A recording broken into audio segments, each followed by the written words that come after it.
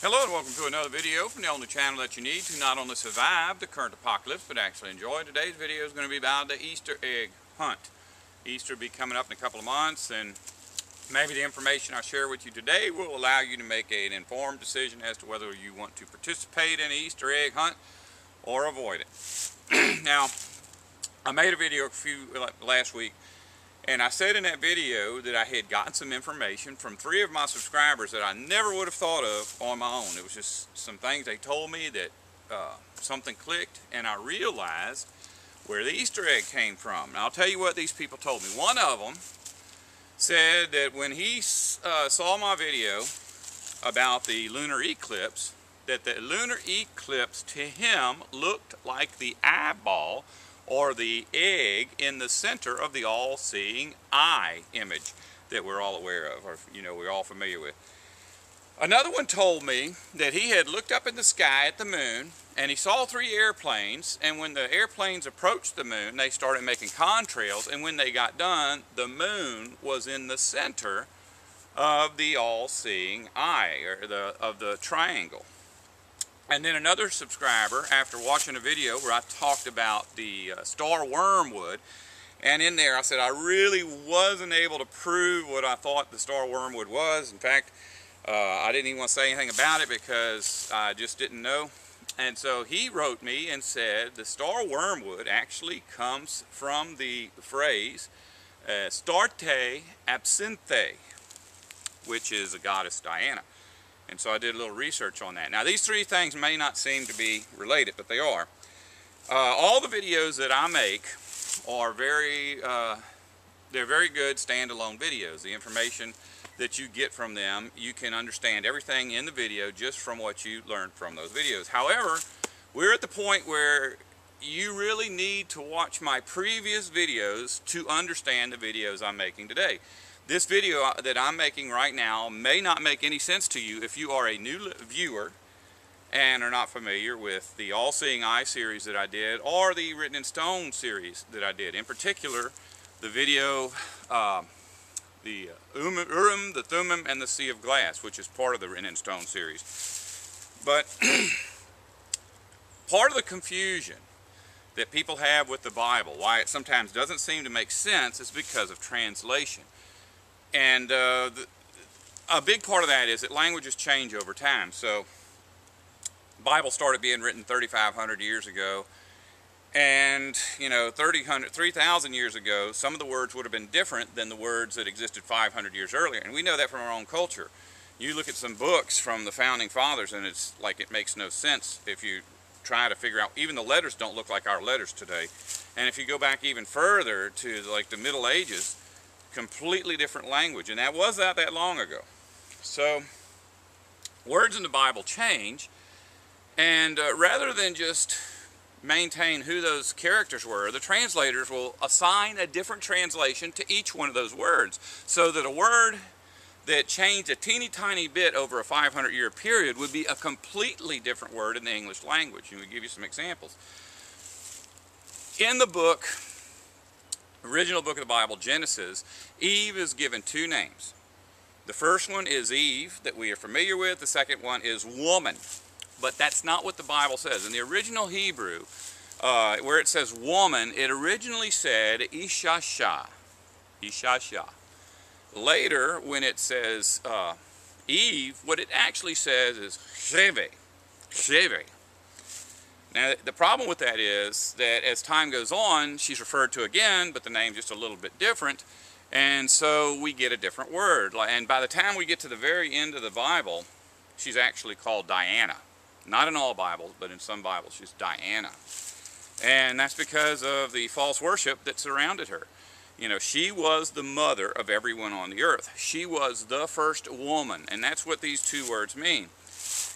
In secular history, what people call mythology, Eve is called the mother goddess, and always associated with her is the moon, that's one thing, and the egg, that's another thing, and her name, which is Ishasha. But like in the Egyptian, she's called Isis, and I suspect, and I've read how that actually would have been pronounced, and it's nowhere near what Ishasha, but Isis, I think, is Ishish. because the next culture to come along was the Assyrians. Their word was similar. Then after that was the Phoenicians, the Greeks, the Romans, and us. And as far as the word cheve, all sexual reproduction organs around the world have a word that's like this: hueve, huevos, and that's the egg. In Spanish, it's an egg. And our word ovary actually is another permutation of that. So always through the Bible, Eve is associated with ovaries and eggs. And if you look at the all-seeing eye image, it's a triangle.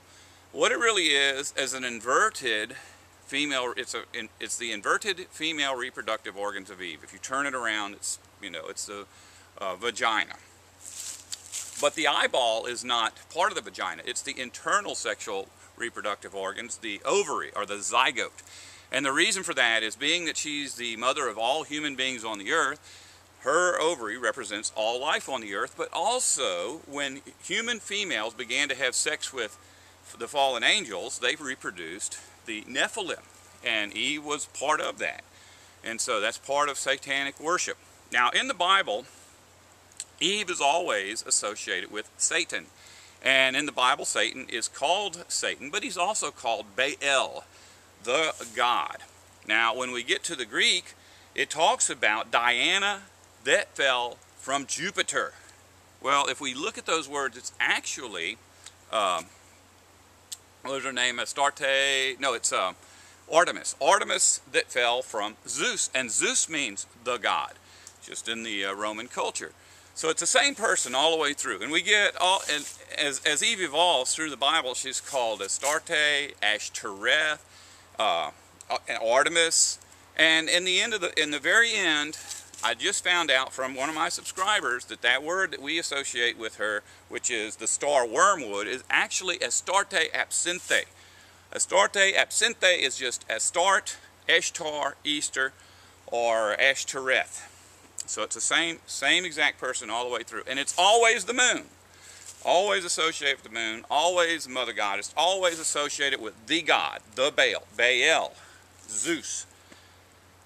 Now here's the deal. If you haven't seen my Written in Stone video series, you're not going to understand what I'm talking about. But prior to the flood, the moon was a different color every 30 days. And instead of coming and tell me that doesn't make any sense, go back and watch the Written in Stone videos.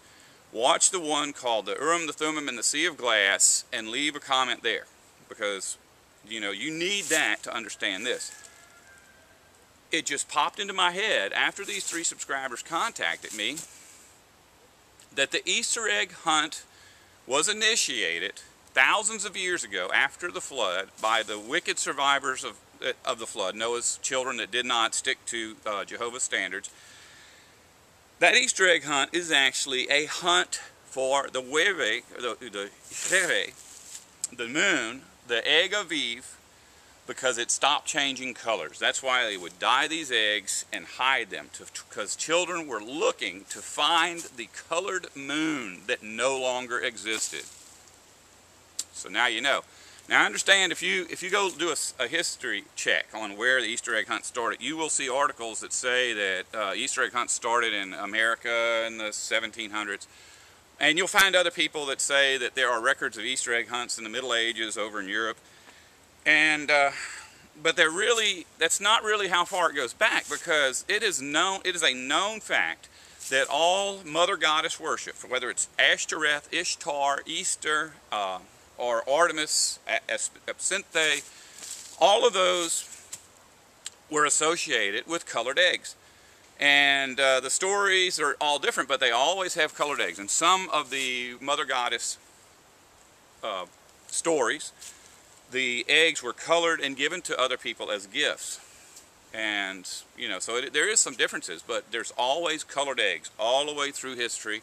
There's always the moon, which the moon, if you go back and watch my series, you'll see it used to be all different colors. And there's always an association with the god, Satan, the Baal, Zeus, and whatever gods the churches have today. And in fact, if you go back and look at the art, like I said earlier that Isis was Eve, if you look at the old ancient pictures, hieroglyphs from the pyramids, you'll always see Eve with some kind of a rig on her head, like a really fancy hat with a moon hanging in the middle. It's the same with all the rest of them. Ashtoreth, Ishtar, Easter, Absinthe, all the way through. It's always associated with the moon. So you can look at that. And even if you look at the pictures, ancient pictures from the Roman Catholic Church, always the mother goddess, which is Mary, that supposedly Mary, the mother of Jesus, you see in art, they always have these angels, and they're always bringing what's called an ankh, which is also from Egyptian art. It's a cross. And always she's associated with eggs. You'll see an egg somewhere in the picture. Either she might be holding a baby, and the baby's curled up into the shape of an egg or whatever. But that's the same exact Ashtoreth or Easter. It represents Satan's domination of the planet, all human life on the planet, as well as the Nephilim. So there you go. Easter egg hunt. You gonna do it this year? Don't want to survive, don't listen to me.